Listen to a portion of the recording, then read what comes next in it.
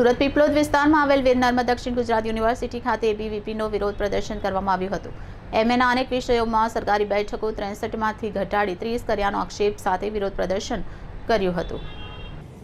એબીવીપીના આક્ષેપ કરતા જણાવ્યું, યુનિવર્સિટીએ એમએના અંગ્રેજી, ગુજરાતી, હિન્દી, સોશિયોલોજી અને ઇકોનોમિક્સ સહિત 14 જેટલા વિષયોમાં પ્રવેશ માટે સરકારી બેઠકોની સંખ્યામાં નોંધપાત્ર ઘટાડો કર્યો છે।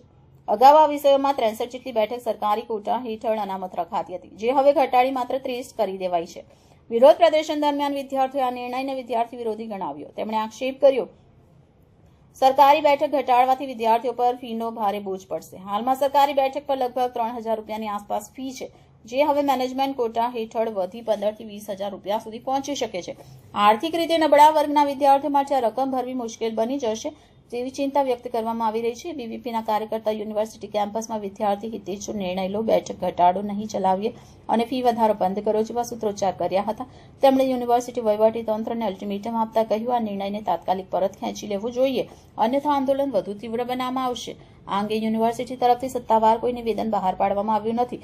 જોકે સૂત્રો પાસેથી મળતી માહિતી મુજબ વહીવટીતંત્રે વિદ્યાર્થીઓના પ્રતિનિધિઓ સાથે વાતચીત કરવાનો પ્રયાસ કર્યો છે, પરંતુ એબીવીપી પોતાની માંગ પર અડગ છે। नमस्ते, रवि मांगरो या प्रांत मीडिया सह सहयोग की जवाबदारी।